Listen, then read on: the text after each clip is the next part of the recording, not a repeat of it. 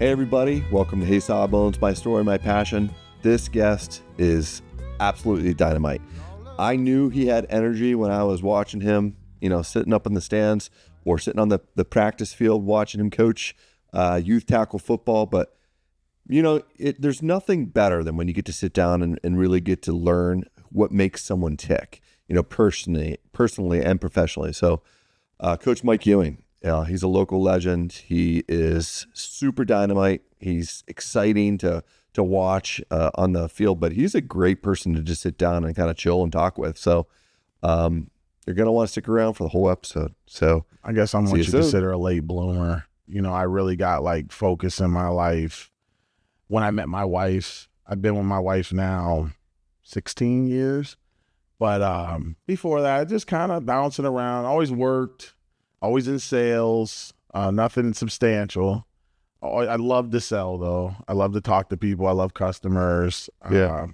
Seems like it's pretty natural to you. Yeah, that's right. I've always sold something. I've always have a side hustle on eBay. I always have a product for sale. I always have sold something.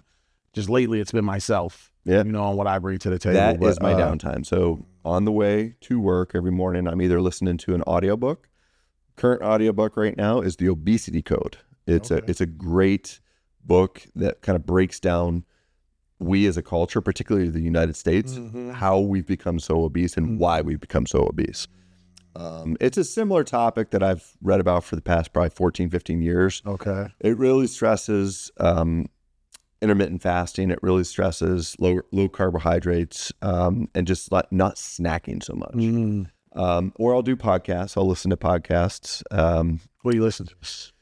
So there's a couple ortho ones that I'll listen to, but then Peter Attia, he's a physician. He's a health wellness guy. He has one that's called The Drive, which is really good. I'm trying to think of the other guy. You remember AJ Hawk? Yeah. From Ohio State.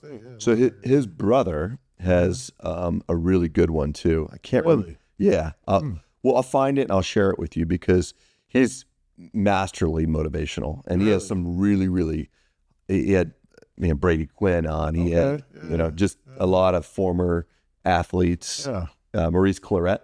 He had him on. Maurice Claret, and, he had a difficult journey, but he's turned his life around. Or you know what? Too. Give me your top three. There we go. Okay. Shawshank Redemption. Dude, that's my number one. Really? It's right there battling for number one with me. Yeah. I love it. I think you're going to probably say one of my other top three. I would say so, on a whole different plane, but Goodfellas, I thought Goodfellas was one of the best cinematic movies ever. And then my third favorite, it's a sleeper. Well, a tie. I love Django Unchained. I thought Django was brilliant. And then Scent of a Woman with Al Pacino. I don't know if you've ever seen it, but that movie to me is super underrated. So what about yours? Shawshank is my number one. Okay. Just love the story, love the movie. It was a play here in Erie. I saw it up on one of the billboards. Oh, really? I think they were doing it down at the Warner maybe. Oh. But you need to go see that, Gladiator. Oh, Gladiator. So and Braveheart. You can't go Braveheart right after Gladiator. One of the same. Those movies are fantastic. Yeah, they're just like those movies that they give me chills thinking about it because it's holy cow.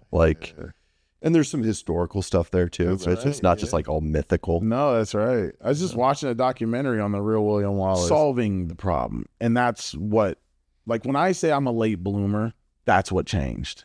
That's what changed. It was no longer I'm black. Came up a little rough. I have this history that I'm trying to overcome. It was no longer I won't make it. It was okay, I'm going to do something with my life. How? And when I started tackling, you're talking about little things. Things people take for granted, but paying a bill on time. I didn't have my driver's license for 5 years. Getting my driver's license, something that was very simple to do, but was a huge hurdle for me mentally, just making these adult steps.